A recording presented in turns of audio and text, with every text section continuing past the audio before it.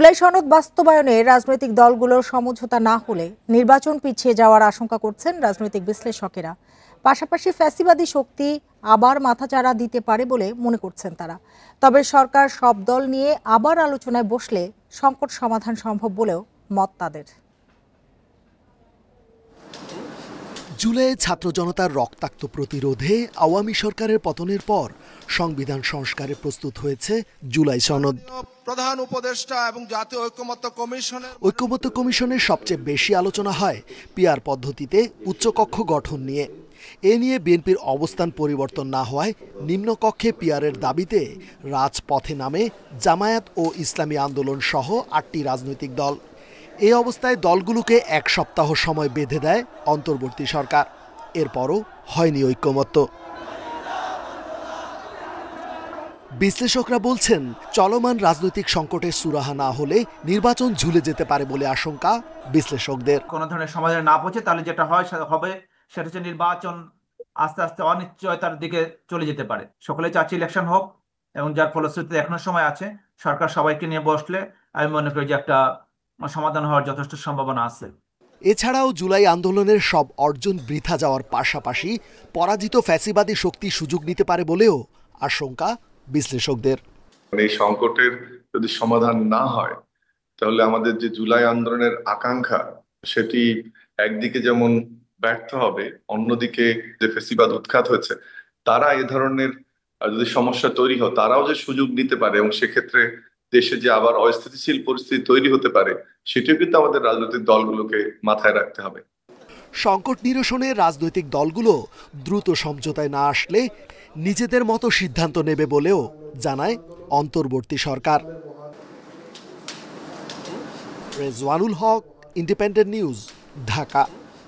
স্বাধীনতা বিরোধীরা পরিকল্পিতভাবে মুক্তিযুদ্ধকে ভুলিয়ে দেওয়ার চেষ্টা করছে বলে মন্তব্য করেছেন বিএনপির মহাসচিব মির্জা ফখরুল ইসলাম আলমগীর। সকালে ঠাকুরগাঁওয়ে এক মত বিনিময় সভায় কথা বলেন তিনি।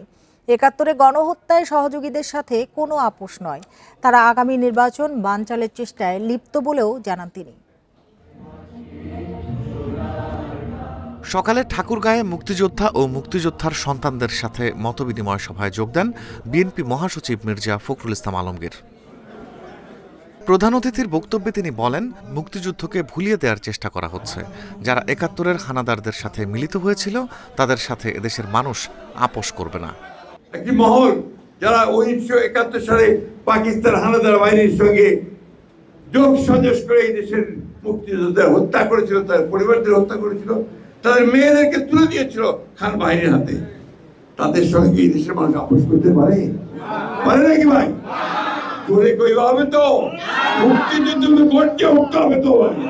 নির্বাচন বানচালের চক্রান্ত চলছে অভিযোগ করে তিনি আরো বলেন, নির্বাচনকে পিছিয়ে দেয়া মানে এদেশের মানুষের সর্বনাশ হওয়া।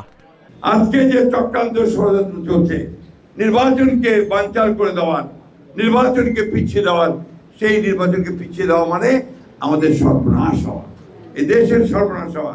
কারণ এখন একটা নির্বাচিত সরকার খুব দরকার।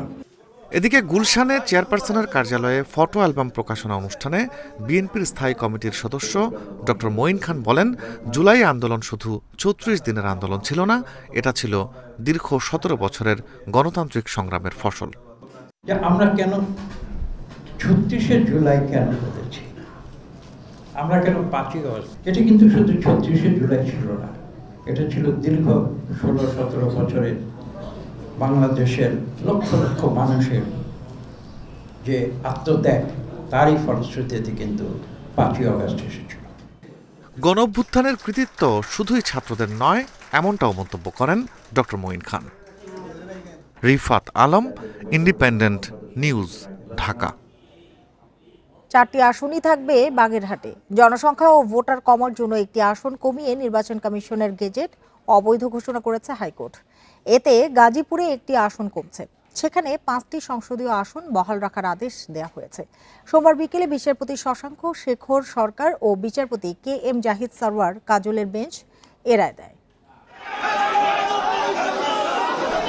বাগেরহাটের 4টি সংসদীয় আসন পুনর্বহাল করে রায় ঘোষণার পরপরই হাইকোর্টের বারান্দায় আনন্দ মিছিল শুরু করেন বিএনপির উচ্ছ্বসিত নেতাকর্মীরা। পরে হাইকোর্ট চত্বরেও মিছিল করেন তারা। আইনজীবীরা জানান, জনসংখ্যা ও ভোটার বিবেচনায় গত 4 সেপ্টেম্বর বাগেরহাটের একটি আসন কমিয়ে 3টি এবং গাজীপুরে একটি বাড়িয়ে 6টি আসনের গেজেট প্রকাশ করে নির্বাচন কমিশন। এরপরই আসন পুনর্বহাল চেয়ে রিট করা হয়। প্রাথমিক শুনানির পর গেজেট কেন অবৈধ ঘোষণা করা হবে না জানতে চেয়ে রুল জারি করে আদালত। এরপর দীর্ঘ শুনানি শেষে সোমবার কমিশনের গেজেট অবৈধ ঘোষণা করে রায় দেয় হাইকোর্ট। 95, 96, 97 এবং 98কে পুনর্বহাল করবার জন্য নির্বাচন কমিশনকে আদেশ করেন। সাথে সাথে গাজীপুরের যে একটি আসন বাড়িয়েছিল 198, সেটাকে রিডিউস করে যে 5টি আসন ছিল সেই 5টি আসন রাখবার জন্য নির্দেশ প্রদান করেছে। বাগেরহাটে 4টি আসন পুনর্বহাল হওয়ায় স্বস্তিতে সংসদ সদস্য প্রার্থীরা বলছেন, এর ফলে 4 জন এমপির পক্ষে এলাকাবাসীর সেবা করা আরও সহজ হবে। আমাদের অধিকার থেকে বঞ্চিত করেছে, সেজন্য আমরা আন্দোলন করেছি, আমরা হাইকোর্টের দ্বারস্থ হয়েছি। আমরা যে ক্ষতিগ্রস্ত হয়েছি, আমাদের উপর অবিচার করা হয়েছে, এটা মহামান্য হাইকোর্ট বুঝতে পেরেছে। বুঝতে পেরে আমাদেরকে আবার 4টি আসন ফেরত দিয়েছে। জনগণের কাছে আমাদের পৌঁছাতে সুবিধা হবে এবং আমাদের নিজস্ব এলাকার মধ্যে আমরা থাকতে পারবো। পূর্বে থেকেই কাজ করার অভিজ্ঞতা আমাদের রয়েছে। সুতরাং জনসাধারণের কাছাকাছি যাওয়ার ক্ষেত্রে আমাদের জন্য সুবিধা হবে। এদিকে হাইকোর্টের রায়ের পর আনন্দ মিছিল হয়েছে বাগেরহাটের বিভিন্ন এলাকায়। বিএনপি নেতাকর্মীদের আশা, দ্রুতই তাদের আসনগুলোতে প্রার্থী ঘোষণা করবে দল। Zahidul Bashar, independent news, Dhaka. জুলাই গণ অভ্যুত্থানের প্রথম শহীদ রংপুরের আবু সাঈদ হত্যা মামলার বিচার কাজ জানুয়ারির মধ্যে শেষ হবে বলে জানিয়েছেন আন্তর্জাতিক অপরাধ ট্রাইব্যুনালের প্রসিকিউটর মিজানুল ইসলাম। ট্রাইব্যুনালে আবু সাঈদ হত্যা মামলার 10ম দিনে সাক্ষ্য গ্রহণ শেষে এসব কথা জানায় প্রসিকিউশন। সোমবার আবু সাঈদ হত্যার প্রত্যক্ষদর্শী হিসেবে বেগম রোকেয়া বিশ্ববিদ্যালয়ের শিক্ষার্থী আকিব রেজা খানের জবানবন্দি রেকর্ড করা হয়। এ নিয়ে 12তম সাক্ষীর সাক্ষ্য গ্রহণ করা হয়। তিনি গুলিবিদ্ধ আবু সাঈদকে হাসপাতালে নিতেও সাহায্য করেন। জবানবন্দিতে আকিব রংপুর বিশ্ববিদ্যালয়ের শিক্ষক কর্মকর্তা সহ কয়েকজনকেও অভিযুক্ত করেন। এদিকে ট্রাইব্যুনাল 1-এ জুলাই আন্দোলনে রামপুরায় ছাদের কার্নিশে ঝুলে থাকা ব্যক্তিকে গুলি করা সহ 2 জনকে হত্যা মামলায় ডিএমপির সাবেক কমিশনার হাবিবুর রহমান সহ 5 জনের বিরুদ্ধে 5ম দিনের সাক্ষ্য নেওয়া হয়। আবু সাঈদ হত্যাকাণ্ডের 2টো পার্ট, একটা হচ্ছে শেখ হাসিনা, আসাদুজ্জামান খান কামাল এবং চৌধুরী আব্দুল্লাহ মামুন। তার সাক্ষ্যটা কমপ্লিট হলে সেই সাক্ষীটা আমাদেরকে ট্যালি করতে হবে। 62 জন সাক্ষী আছে, আজকে 12 নম্বর সাক্ষী হয়েছে। আমরা আশা করছি যে 30 থেকে 35 জন সাক্ষী দিয়ে মামলা ক্লোজ করব। প্রাথমিকে সহকারী শিক্ষকদের বেতন 11তম গ্রেডে উন্নীতের আশ্বাসে কাল থেকে সব ধরনের আন্দোলন কর্মসূচি প্রত্যাহার করেছেন সরকারি প্রাথমিক বিদ্যালয়ের শিক্ষকেরা। রাতে সচিবালয়ে অর্থ সচিব মোহাম্মদ খায়রুজ্জামান মজুমদার এবং প্রাথমিক ও গণশিক্ষা মন্ত্রণালয় সচিব আবু তাহের মোহাম্মদ মাসুদ রানার সঙ্গে বৈঠকের পর শিক্ষক নেতারা কর্মসূচি প্রত্যাহারের এ ঘোষণা দেন। এ সময় প্রাথমিক শিক্ষকদের দাবি বাস্তবায়ন পরিষদের আহ্বায়ক খায়রুন নাহার লিপি সাংবাদিকদের বলেন, তাদের দাবি 10ম গ্রেড হলেও অর্থ মন্ত্রণালয় 11তম বাস্তবায়নের নিশ্চয়তা দিয়ে প্রেস বিজ্ঞপ্তি দিয়েছে। তাদের প্রতি আস্থা রেখে আগামীকাল মঙ্গলবার থেকে সকল কর্মসূচি প্রত্যাহার করে নেওয়া হয়েছে। সরকারি প্রাথমিক বিদ্যালয়ের সহকারী শিক্ষকেরা বেতন 10ম গ্রেডে করার দাবিতে কয়েক মাস ধরেই আন্দোলন করছেন। প্রাথমিক শিক্ষক দাবি বাস্তবায়ন পরিষদের ডাকে কেন্দ্রীয় শহীদ মিনারে লাগাতার অবস্থান কর্মসূচির পাশাপাশি বিদ্যালয়গুলোতে কর্মবিরতিও পালন করছেন তারা। বর্তমানে সহকারী শিক্ষকেরা জাতীয় বেতন স্কেলের 13তম গ্রেডে বেতন পান। 11তম গ্রেড দ্রুত সময়ের মধ্যে তারা পে কমিশনে দিয়েছেন এবং পে কমিশন থেকে দ্রুত সময়ে প্রেরণ করবে অর্থ মন্ত্রণালয় এবং যতদূর সম্ভব দ্রুত সময়ের মধ্যে সহকারী শিক্ষকদেরকে 11তম গ্রেডে উন্নীত করবেন বলে আমাদেরকে প্রেস বিজ্ঞপ্তি দিয়েছেন।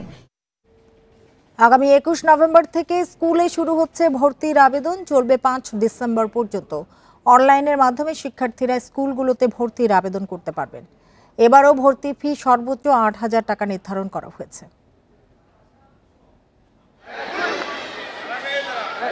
বিগত কয়েক বছর ধরে প্রথম থেকে নবম শ্রেণী পর্যন্ত লটারির মাধ্যমে ভর্তি কার্যক্রম পরিচালিত হচ্ছে।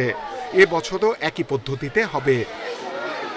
খসড়া নীতিমালা অনুযায়ী আগামী 21 নভেম্বর থেকে অনলাইনে ভর্তি আবেদন শুরু হবে, চলবে 5 ডিসেম্বর পর্যন্ত।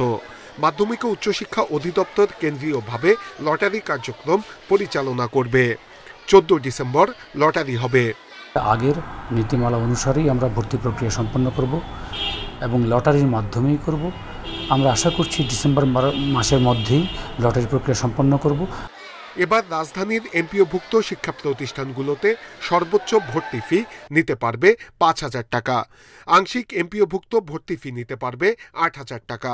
তবে ইংরেজি ভাষণে ভর্তি ফি 10,000 টাকা। মফস্বল এলাকার স্কুলে সেশন চার্জ সহ ভর্তি ফি সর্বসাকুল্যে 500 টাকার বেশি হবে না। উপজেলা ও পৌর এলাকায় 1,000 টাকা, মহানগর এলাকায় সর্বোচ্চ 3,000 টাকা। এদিকে ফি নির্ধারণ করা থাকলেও প্রতি বছরই অনেক নামী স্কুল অতিরিক্ত ফি আদায় করে বলে অভিযোগ অভিভাবকদের। শিক্ষা প্রতিষ্ঠানগুলো যাতে করে অতিরিক্ত ফি না নিতে পারে সেজন্য মন্ত্রণালয়কে মনিটরিংয়ের মাধ্যমে মাঠে থাকতে হবে এবং এটাকে ভালোভাবে মনিটরিং করতে হবে। মাধ্যমিক উচ্চশিক্ষা অধিদপ্তর বলছে কোনো প্রতিষ্ঠান অতিরিক্ত ফি আদায় করলে কঠোর ব্যবস্থা নেওয়া হবে। এই বিষয়ে যদি সরকারি নীতিমালা কেউ অনুসরণ না করে, আমাদের সুনির্দিষ্ট অভিযোগ পেলে আমরা যথাযথ কর্তৃপক্ষের অনুমতি নিয়ে তাদের বিরুদ্ধে ব্যবস্থা নেওয়ার চেষ্টা করব। 25 ডিসেম্বরের মধ্যে ভর্তি কার্যক্রম শেষ করার পরিকল্পনা অধিদপ্তরের। নূরে আলম, ইন্ডিপেন্ডেন্ট নিউজ, ঢাকা। বাংলাদেশের পরিবেশ এখনো বিদেশি বিনিয়োগের জন্য যথেষ্ট অনুকূল নয় বলে মন্তব্য করেছেন ঢাকায় নিযুক্ত ইতালির রাষ্ট্রদূত অ্যান্তোনিও আলেসান্দ্রো। তার মতে এ বিষয়ে উন্নতির সুযোগ রয়েছে।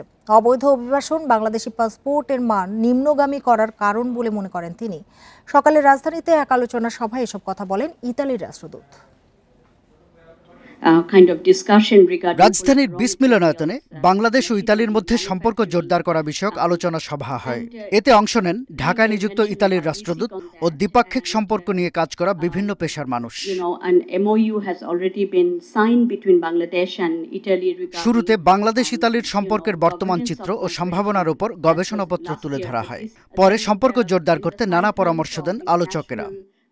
দ্বিপাক্ষিক সম্পর্কের কয়েকটি ত্রুটি তুলে ধরেন ইতালির রাষ্ট্রদূত আন্তোনিও আলেসান্দ্রো। বলেন, বিদেশি বিনিয়োগের জন্য এখনো অনুকূল পরিবেশ তৈরি হয়নি, তবে অন্তর্বর্তী সরকারের নেওয়া পদক্ষেপ প্রশংসনীয়।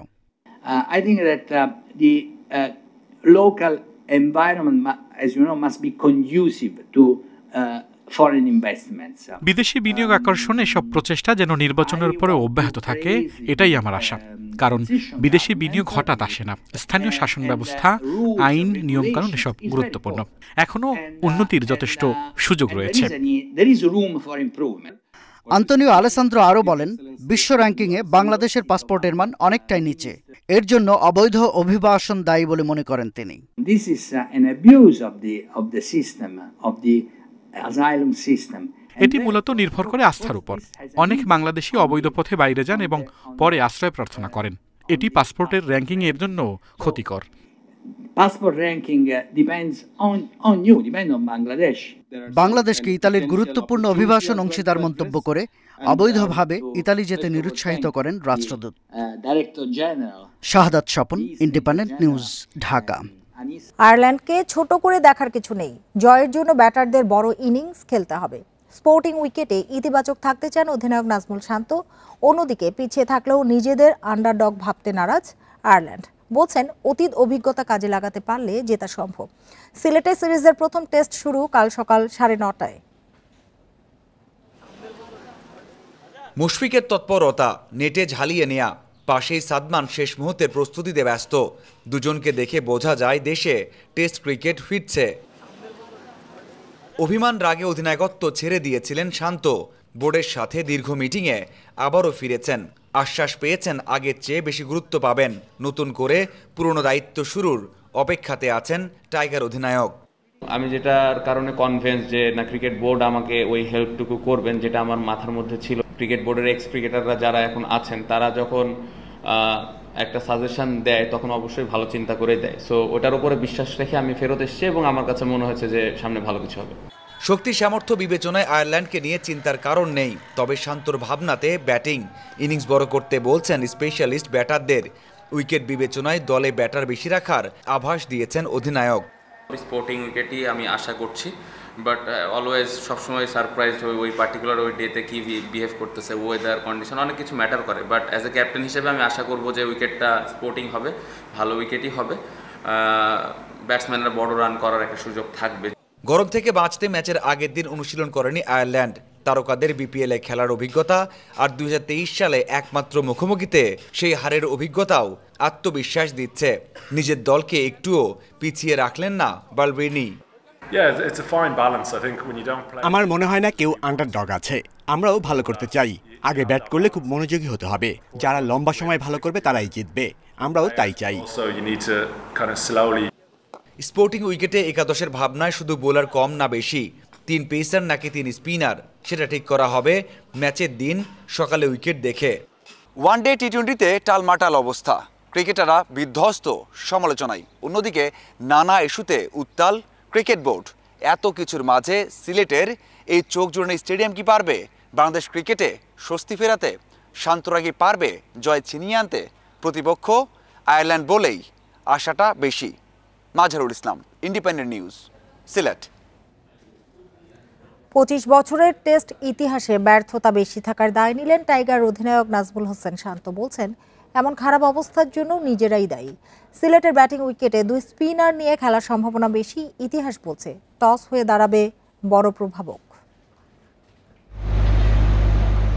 10 নভেম্বর 2000 থেকে 10 নভেম্বর 2025 টেস্ট ক্রিকেটে কেটে গেছে 25 বছর। কি দারুণ একটা উপলক্ষ।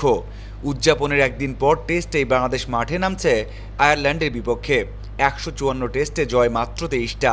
হিসাব নিকাশের খাতাতে ব্যর্থতায় বেশি। শান্ত মানছেন দায় নিজেদের, কিছুটা আক্ষেপ আছে মিডিয়ার উপর।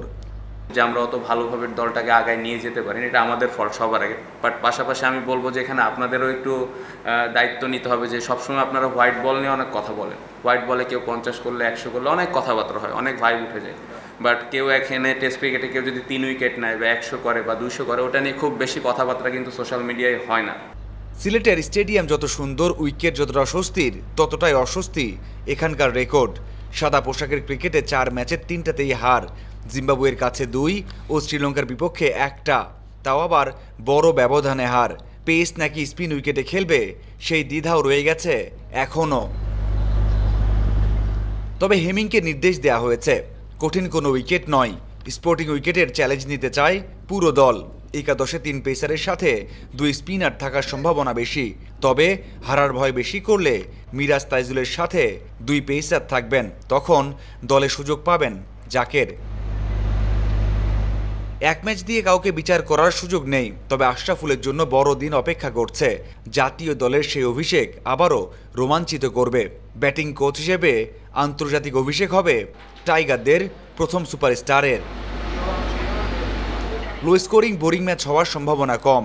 4 ম্যাচের 3টাতেই আগে ব্যাট করা দল জিতেছে। এ ম্যাচেও টস বড় ফ্যাক্টর হয়ে দাঁড়াবে। শুরুর 1 ঘন্টা ব্যাট করা কঠিন হলেও প্রথম 2 দিনে রান উৎসব হওয়ার সম্ভাবনা বেশি। Mazharul Islam, independent news, Sylhet.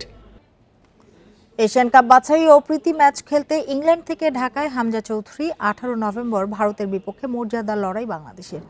এর আগে 13 নভেম্বর নেপালের বিপক্ষে প্রীতি ম্যাচেও দেখা যাবে লেস্টার সিটি তারকাকে। বিমানবন্দরে হামজাকে স্বাগত জানান বাফুফে নির্বাহী কমিটির সদস্য ইমতিয়াজ হামিদ। এশিয়ান কাপ বাছাইয়ে অ্যাওয়ে ম্যাচে ভারতের বিপক্ষে অভিষেক হয়েছিল হামজার। গোলশূন্য ড্র করায় প্রত্যাশা বাড়ে বাংলাদেশে। তবে ঘরের মাঠে সিঙ্গাপুর ও হংকংয়ের কাছে হারে লাল সবুজ। আর হংকংয়ের বিপক্ষে অ্যাওয়ে ম্যাচে ড্রতে শেষ হয় মূল পর্বে খেলার আশা। 4টি ম্যাচেই খেলেছেন হামজা, তবে একটিও জিততে না পারায় আছে আক্ষেপ। এবার ভারতের বিপক্ষে হোম ম্যাচে জয়ের জন্য মরিয়া এই তারকা মিডফিল্ডার।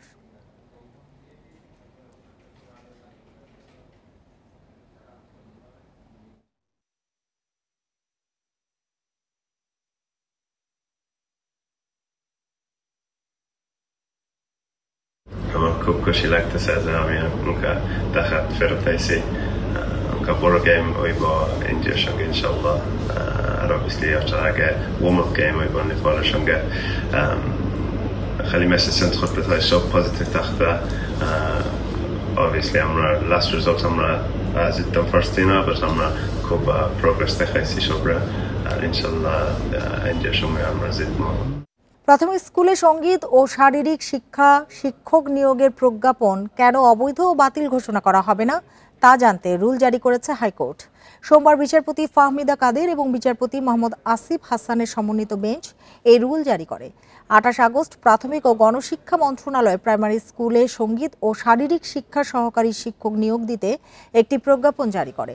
পরে 2 নভেম্বর প্রাইমারি স্কুলের শারীরিক শিক্ষা ও সঙ্গীত শিক্ষক নিয়োগের বিষয়টি বাতিল করে একটি সংশোধিত প্রজ্ঞাপন জারি করে। এই সংশোধিত প্রজ্ঞাপনটি চ্যালেঞ্জ করে হাইকোর্টে ডিভিশনে রিট করেন সুপ্রিম কোর্টের জ্যেষ্ঠ আইনজীবী ব্যারিস্টার সারওয়ার সিরাজ শুক্লা।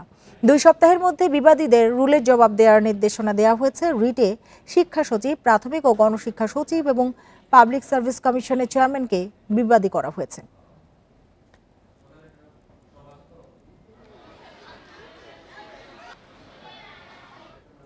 ভারতের রাজধানী দিল্লির ঐতিহাসিক লালকেল্লার কাছে একটি গাড়িতে বিস্ফোরণে অন্তত 8 জন নিহত হয়েছে, আহত হয়েছে অন্তত 24 জন। হতাহতের সংখ্যা আরও বাড়ার আশঙ্কা করা হচ্ছে।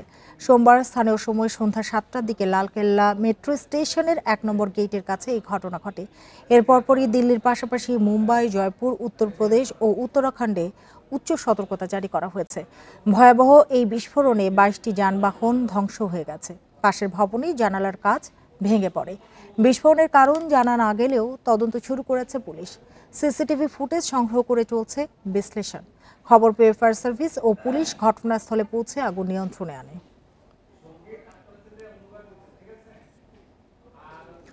মঙ্গলবার বিহারে দ্বিতীয় দফার বিধানসভা নির্বাচন অনুষ্ঠিত হবে। 20 জেলার 122 আসনে দ্বিতীয় দফায় ভোট গ্রহণ হবে। এর আগে 6 নভেম্বর প্রথম দফায় 18 জেলার 121 আসনে ভোট গ্রহণ হয়। প্রথম দফায় ভোটার ছিলেন প্রায় 3,75 লাখ। ভোট পড়েছে 64.66%। আগামী 14 নভেম্বর ভোটের ফলাফল ঘোষণা করা হবে। এই নির্বাচনের ফলেই নির্ধারিত হবে মুখ্যমন্ত্রী নীতিশ কুমারের নেতৃত্বাধীন জেডিইউ বিজেপি জোট অর্থাৎ এনডিএ কি পুনরায় ক্ষমতায় ফিরবে নাকি তেজস্বী যাদবের নেতৃত্বে আরজেডি কেন্দ্রিক ইন্ডিয়া জোট 9 বারের মুখ্যমন্ত্রীকে সরিয়ে নতুন সরকার গঠন করবে। আর এই ছিল এখনকার সংবাদ। ইন্ডিপেন্ডেন্ট টেলিভিশনের সব খবরের আরও বিস্তারিত জানতে চোখ রাখুন ফেসবুক, ইউটিউব এবং এক্সে। ধন্যবাদ সবাইকে এতক্ষণ সাথে থাকার জন্য।